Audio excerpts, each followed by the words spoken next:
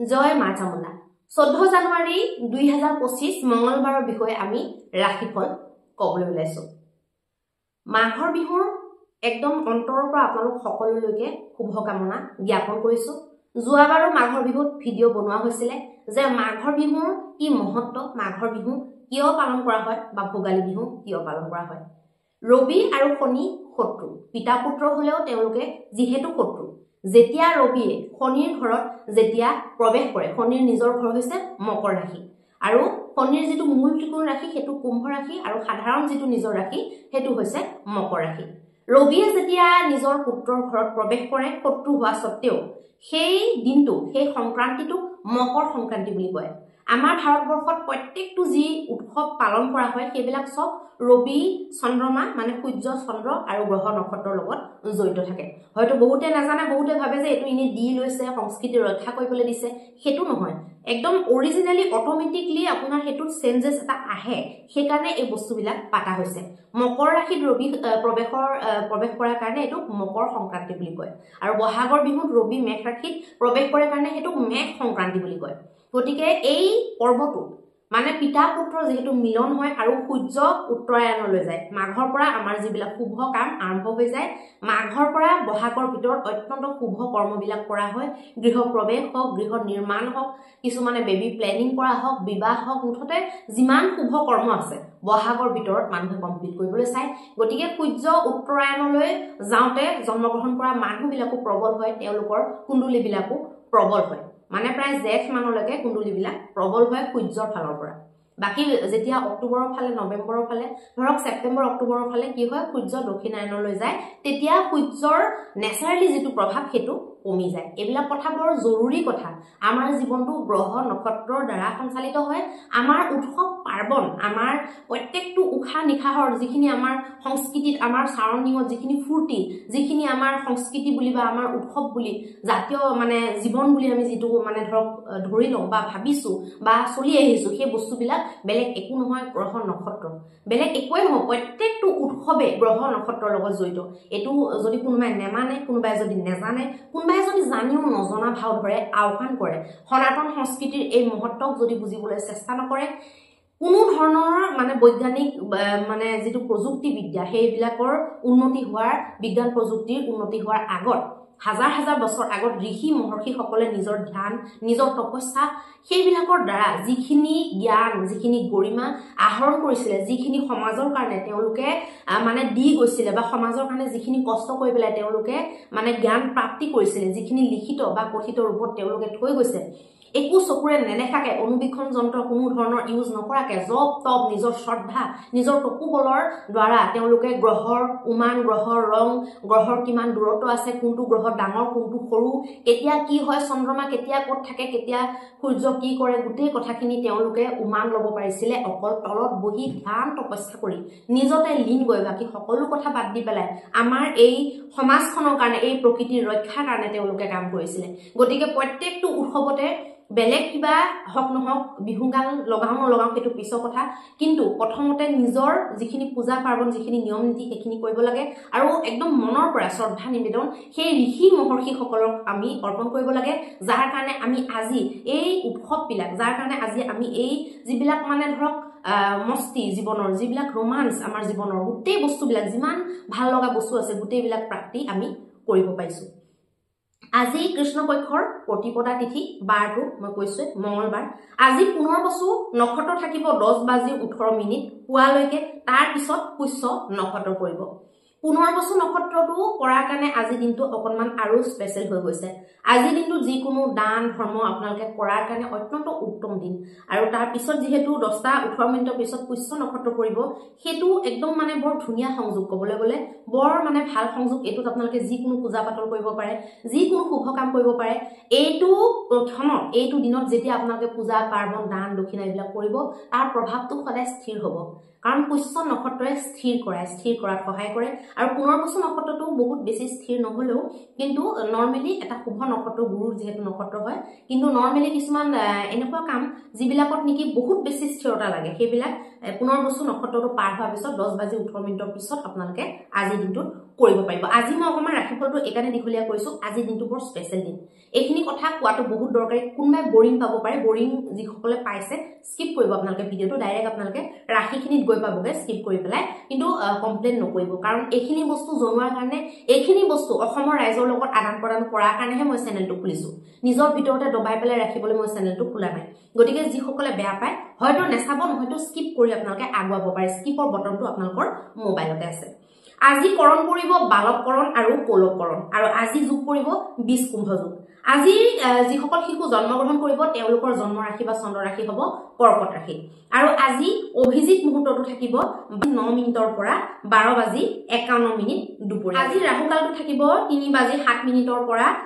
আবেলিৰ 4:26 আবেলিলৈকে আজি দিশটো থাকিব আপোনালোকৰ উত্তৰ দিশত থাকিব আজি আৰু আজি যিসকল কন্যা পুষ্পিতা হ'ব তেওঁলোকৰ তুলনি বিয়াৰ যোগ হ'ব কাঁটা যোগ এতিয়া আহকচোন আমি মেষৰ পৰা মীনলৈকে প্ৰত্যেকটো ৰাশিৰ ফল জন্ম ৰাশি বা চন্দ্ৰ ৰাশিৰ আধাৰত নিৰ্ণয় কৰিম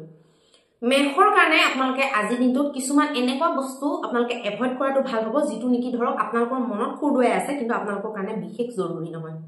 আজি ধৰক নকৰিলেও হৈ যাব আজি তৰ্কাতৰ্কি নকৰিলেও হৈ যাব বা আজি অমুকটো কথা কাবাক প্ৰতিশোধ লম বুলি ভাবিছিলে বা একদম প্ৰতিশোধৰ খুৰত মানে আপোনালোকে কাবাক কম বুলি ভাবিছিলে ঠাট্টা মাৰিম বুলি ভাবিছিলে আজি দিনটোৰ কাৰণে বাদ দিয়ক আজি দিনটোত সেইবিলাক কাম আপোনালোকে নকৰাটো ভাল হ'ব কাৰো কাৰণে মনত মলি নেৰাখিব আজি দিনটোত সেইটো কৰিলে আপোনালোকৰ নিজৰে ক্ষতি হোৱাৰ সম্ভাৱনা দেখা গৈছে এতিয়া আহিব বৃষ ৰাশিৰ কাৰণে বৃষ ৰাশিৰ কাৰণে আপোনাৰ যিকোনো ক্ষেত্ৰতে আজি একদম দৌৰাদৌৰি কৰা যিকোনো কাম কৰি পেলাই কমপ্লিট কৰা শেষ কৰাৰ কাৰণে ভাল দিন শাৰীৰিক পৰাক্ৰম বিদ্যাৰ্থীৰ পঢ়া শুনা লগতে আপোনালোকৰ খেলুৱৈসকলৰ কাৰণে বা যিকোনো ন শিকাৰৰ কাৰণে আজি দিনটো অত্যন্ত উত্তম দেখা গৈছে আলহী অতিথিৰ মানে শুশ্ৰূষা কৰা বা যিকোনো কামৰ কাৰণে আজি ঘৰৰ যিকোনো কাম আপোনালোকে বিহু বুলি কিবা নতুন কাম উলিয়াই ল'ব পাৰে সাফ সাফাই আপোনালোকে কৰিব পাৰে প্ৰত্যেকটো কামৰ কাৰণে অত্যন্ত শুভ দেখা গৈছে এতিয়া আহিব মিথুন ৰাশিৰ কাৰণে আপোনালোকে এনেকুৱা মিথুন ৰাশিৰ কাৰণে আজি পইচা পাতি ক্ষেত্ৰত বিশেষ এটা শুভ নহয় পইচা পাতি বিশেষ ইনভেষ্ট আপোনালোকে নকৰিব বাকি আপোনালোকে নৰ্মেল যিবিলাক কাম কৰিব লগা থাকে কৰিব পাৰে খালি খংটো কন্ট্ৰোল কৰিব আজি কিবা কথা যদি খং উঠে সামৰি থৈ দিব খংটো বেলেগক নেদেখুৱাটো আপোনালোকৰ আজি দিনটোৰ কাৰণে ভাল হ'ব এতিয়া আহিব কৰ্কট ৰাশিৰ কাৰণে যিকোনো ক্ষেত্ৰতে আপোনালোকে আজি যিকোনো বস্তুত আগভাগ লোৱা যিকোনো ক্ষেত্ৰতে আজি আপোনালোকে উৎসাহ উদ্দীপনাৰে আগুৱাই যোৱা যিকোনো নতুন বস্তুৰ কথা আলোচনা কৰা সা সম্পত্তিৰ কথা আলোচনা কৰা কিবা এটা নতুন বস্তু পাৰচেজ কৰি অনা এনেকুৱা ধৰণৰ কামবিলাক আপোনালোকে কৰিব পাৰে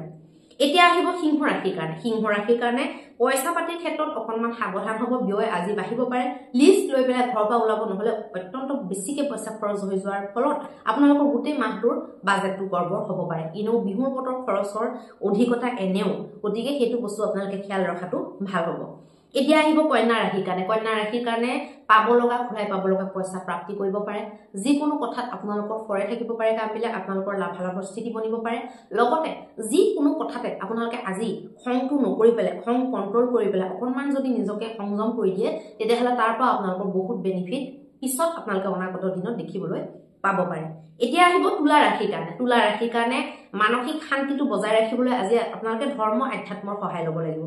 যিকোনো ক্ষেত্ৰত আপোনালোকে যদি এগ্ৰেছিভ হয় যিকোনো ক্ষেত্ৰত আপোনালোকে যদি মানে নলগা কথাত লাগি থাকে নলগা জেঙত লগা বুলি যে কয় সেইবিলাক কৰিলে আপোনালোকৰ কিন্তু অশুভতা আহিব আপোনালোকে নিজকে পিছত দুখী থাকিব লাগিব গতিকে সাৱধান হ'ব কাৰ্যক্ষেত্ৰত আপোনালোকে দৌৰাদৌৰি একো ডিসিশন নলব দেখাক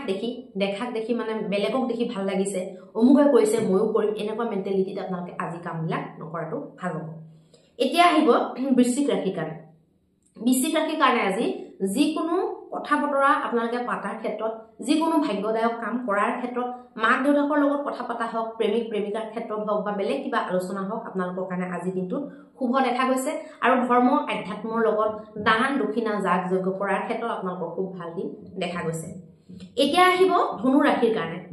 ৰাশিৰ কাৰণে আপোনাৰ অষ্টমত যেহেতু চন্দ্ৰমা থাকিব সাৱধান আপোনালোকে হ'ব লাগিব বাণী সংযম আপোনালোকে কৰিব লাগিব বাণী সংযম নকৰিলে আপোনালোকৰ প্ৰব্লেম হ'ব পাৰে লগতে আজি দিনটোত কোনো ধৰণৰ শুভ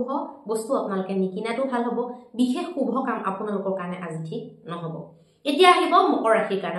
কাৰণে যিকোনো বৈবাহিক মীমাংসা কৰা যিকোনো এনেকুৱা কাম যিবিলাকত নেকি আপোনালোকৰ ধৰক কিবা এটা বেনিফিট সোমাই আছে ডেইলি ৰুটিনৰ লগত জড়িত কামবিলাক লাইফষ্টাইল বুলি যিটো আমি ধৰক কওঁ নিজকে ডেভেলপ কৰাৰ কাৰণে নিজক আপডেট কৰাৰ কাৰণে যিখিনি কৰিব পাৰে আজি দিনটোত আপোনালোকে চেষ্টা কৰিব পাৰে বা সেই বস্তুবিলাকত আপোনালোকৰ ফোকাসটো যাব পাৰে এতিয়া আহিব কুম্ভ ৰাশিৰ কাৰণে মানসিক প্ৰেছাৰ বনিব পাৰে, কাৰোবাৰ লগত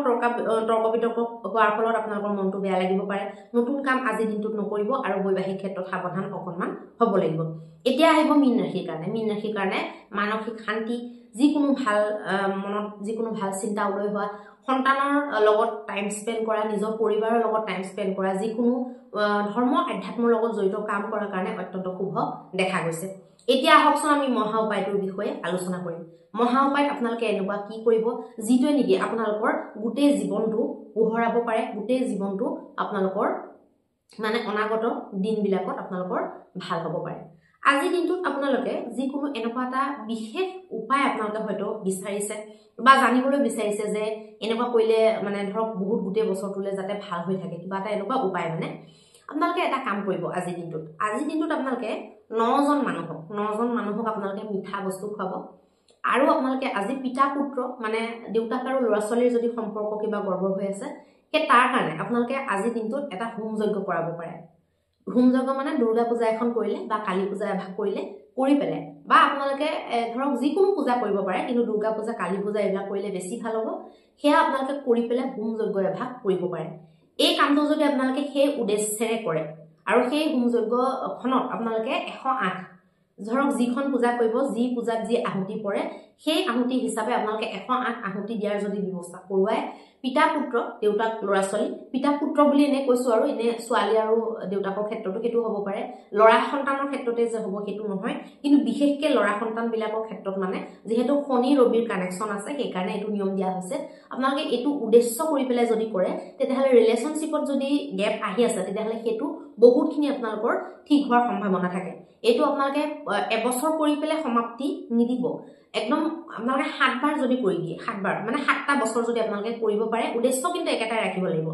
যে কিছুমান আছে নহয় সৰুৰ পৰাই মানে দেউতাকৰ লগত ৰিলেশ্যনটো ভাল নহয়, তেনেকুৱা ল'ৰা ছোৱালীবিলাকৰ কাৰণে এই নিয়মটো খুব কাম কৰে। যিবিলাকৰ ল'ৰা আৰু মানে ধৰক দেউতাক মানে পুৰুষ আৰু পুৰুষৰ ক্ষেত্ৰত এইটো মানে বেছি আপোনালোকৰ ৰিমেডিটোৱে কাম কৰে। গতিকে আপোনালোকে যদি 3 বছৰ কৰিব পাৰে, 5 বছৰ কৰিব পাৰে, আৰু যদি বেছি প্ৰব্লেম যেন আপোনালোকে পাই আছে বহুত বছৰৰ পৰা, তেতিয়াহ'লে আপোনালোকে 7টা বছৰ কৰি পেলাই বস্তুটো আপোনালোকে জনি মৰাৰ চেষ্টা কৰিব পাৰে। ভিডিঅ'টো যদি ভাল লাগে লাইক এটা কৰিব, শ্বেয়াৰ এটা কৰিব, ছাবস্ক্ৰাইব কৰিব,